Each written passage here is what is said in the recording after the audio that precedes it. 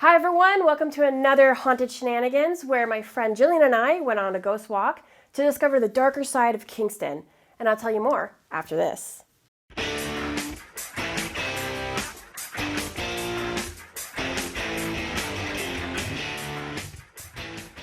Hey, my name is Marauding Megs. So, Kingston, Ontario, also known as the Limestone City, because of the majority of their buildings are made with limestone, all right? So Kingston is one of the oldest cities in central Canada. Before the Europeans settled in the area known as Kingston, the area was inhabited by the Iroquois. And then the French came and made camp in 1673, and then later on the area fell into British hands. A lot of people moved there, including politicians. So between the years 1673 to now 2019, there was a lot of things that happened over the last 346 years. Thus, the Ghost Walk had a lot of interesting and scary stories. We met up with our tour guide that was dressed up in an outfit from the late 1800s. He had a black cloak, a top hat, and he also had an old-fashioned lantern that he held in his hand. It was fantastic. As our tour guide led us around town, I discovered that Kingston had its own dark tales. I honestly thought that Kingston was a quiet, historical naval town, and it was also my physical marker to gauge how far I was to get to Ottawa. Not to mention that Kingston's also known for Fort Henry, so it was quite a surprise to discover its darker side. Here are three of my favorite stories from that walk. The first one is about the boys in the basement. So the Empire Life Insurance building that's located on 143 King Street East is said to have mischievous spirits, and there are people who can confirm those stories. However, not all the stories have a happy ending. One such story involved three soldiers that were from the province of Alberta who were visiting Kingston. They were walking by the Empire Life building when they were surprised and amused to see three young boys that were making faces and smiling at them from one of the basement windows. A few moments later, the boys' expressions changed to fear. They appeared to be screaming in pain, and the soldiers could see there was a flickering light behind them as if there was a fire in the building. The soldiers looked around them to see if they could find help, and the moment they turned around to look back at the building, the boys and the fire had completely disappeared. The soldiers saw the brochure for a ghost walk, and they decided to take it just to see if they would stop at that particular building. And the tour did, and they heard the entire story. The Empire Life building was built in 1853, and later it was converted to an all-boys school. One day in 1899, three young boys were found to be misbehaving and were locked in a classroom in the basement to serve out their detention and their punishment. By the end of the day, they were forgotten and left behind. That night, a fire broke out in the basement and killed all three boys. So you could only imagine how the three soldiers from Alberta were feeling once they heard this story. I would be pretty freaked out if I saw that myself. Story number 2, the Prince George Hotel. One of Kingston's well-known haunts is a building located on 200 Ontario Street, which is now occupied by the Tir na Og Irish pub on the ground floor, first floor, and the Prince George Hotel on the second floor. The building was constructed in 1809 and was used as a private home in the beginning. Then it was converted into business space, a warehouse, several saloons. It was even an oyster shop at one time.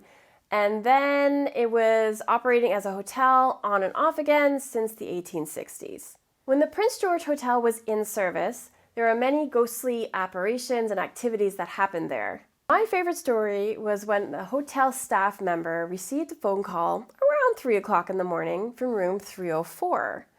An older British couple that was staying in there wanted to report something strange that was happening in the room.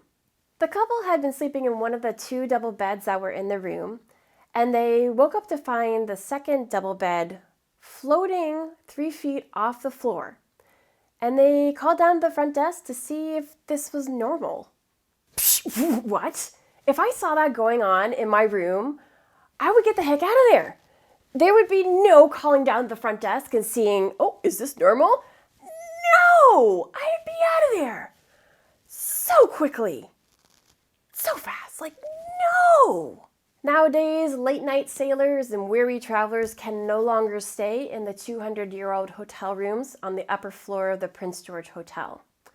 Those hotel rooms have been converted into apartment lofts that have tenants that are long-term now.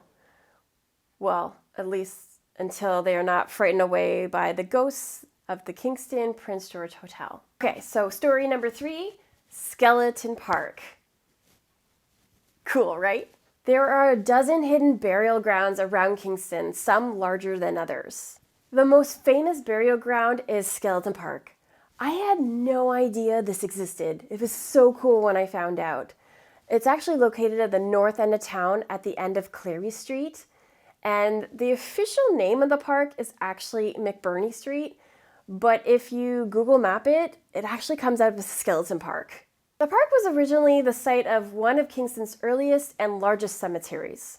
The cemetery was opened in 1809 and filled up quickly during the epidemics of typhus and cholera that swept Kingston in the 1830s and 1840s. The cemetery was closed in 1865 due to capacity issues.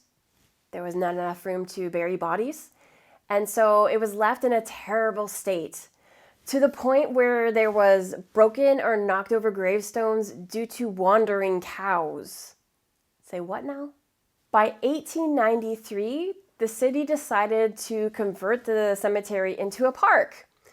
And the citizens were not happy about this decision at all and made specific demands. One of them being that there is a plan of each grave that was located in the cemetery and who was where, right? A simple demand, I would think. Sadly, none of the demands were met, even though City Council said they would uphold them.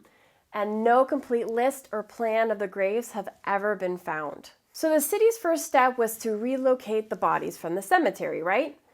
Well, the workers found something interesting while they were doing that. They found coffins that were completely empty or filled with stones. What?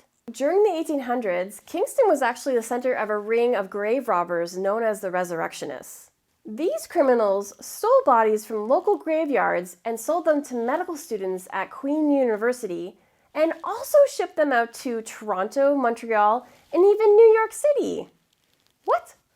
See, the problem during that time period is that medical students were required to supply all cadavers for their studies, and there was very few legal ways to obtain the bodies, so the student would have to either steal one from a funeral parlor or the morgue right before burial, or they would have to seek out a professional grave robber to obtain one. Hence, coffins were filled with stones to prevent suspicion. All right, so back to the city. The business of moving bodies costs a lot of money, and so the city did not have a lot of, right? So that cost fell to the family of the deceased relative. Because the cemetery was for the poor, a lot of families couldn't pay the amount to move their bodies. So only about 100 bodies were moved from the cemetery, and that stopped shortly after the American consul made a threat. Okay, so the Americans believed that digging up the bodies may start another typhus epidemic. And you got to remember, at the time, Kingston was a port city and was trading a lot with the Americans over ships. So Kingston did not want to risk losing trade with them. So they yielded and they did not dig up any more bodies. But the city didn't stop converting the cemetery into a park. So the city did not dig up any more bodies. And instead of removing the gravestones, they just knocked them flat, put some dirt on top, and threw some grass seed on top of it. And the city thought that in time that people would forget the park's previous use. That didn't happen. There was too many weird occurrences and stories for this cemetery to be forgotten. For example, in the 1950s, boys would go to the park with shovels to dig up skulls to put on the handlebars of their bicycles. Another story involves a man who owned a house that was right up to Skeleton Park, okay? And so he was hosting a barbecue, and he had a dog who was digging around in the back garden. Once everybody was ready to sit down for dinner, the dog came back and had some small bones in his mouth. It was later confirmed that it was from a human hand. So that gentleman found out the hard way that the cemetery was actually larger than the park is now. And finally, there were two students that were renting an apartment that was on the border of Skeleton Park on Ordnance Street. They were from out of town and had no idea about the stories from Skeleton Park or the surrounding area.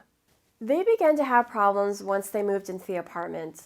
Both of the students started to feel cold chills, even though the windows were closed and the AC was not on at all. They would feel that they were trapped or boxed in, and they felt a strange presence in the apartment itself.